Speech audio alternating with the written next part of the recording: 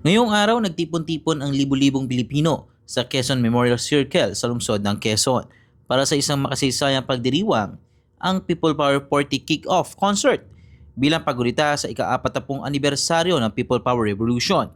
Ang naturang programa ay may tewang awit at aksyon kontra korupsyon na naglalayong pag-isahin ng musika at advokasya para sa mas malinis at tapat na pamahalaan.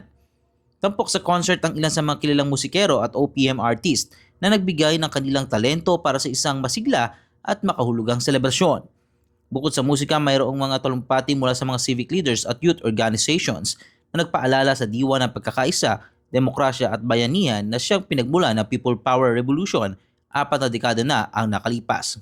Mga mamamayan mula sa iba't ibang sektor, kabataan, pamilya at mga leader ng komunidad ang nagtipon upang ipagdiwang ang diwa ng kapayapaan at pagkilos para sa pagbabago. Sir, kwento mo kami nangyayari.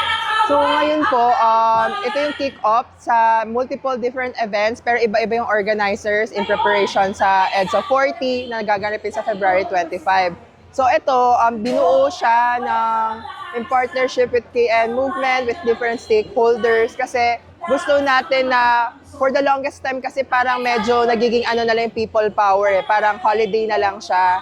Ngayon kasi 40th anniversary siya, so parang kailangan i-level up natin ng konti na okay, 40 years na, noong 1986 pa yon. So baka naman pwede natin ulit buhayin through mas gensified na version like a concert para maintindihan ng tao na okay, yung people power, hindi lang siya tungkol sa EDSA, hindi lang siya tungkol kay Cory Aquino, tungkol siya sa sama-samang pagkilos ng mga iba't ibang sectors, iba't ibang colors of ages, para sa isang, yun nga, people power, may magagawa kung grupo tayo ng mga tao yung pupunta.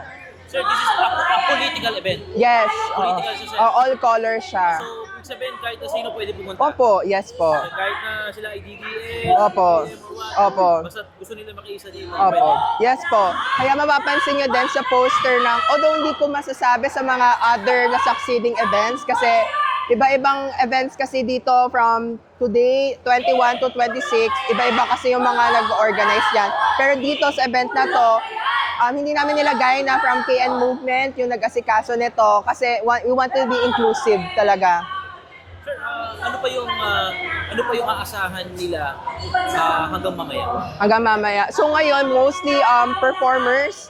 Kasi ang goal kasi namin in the past few times kasi yung mga corruption-led na mga protest, medyo same kind of people lang eh. So tinaray namin, okay, what if mag-invite tayo ng mga iba't ibang kinds of artists na para masama yung youth na okay, people power, hindi lang siya mga pangmatatanda, hindi lang siya sa mga lagi nagpo-protesta. Ganun po.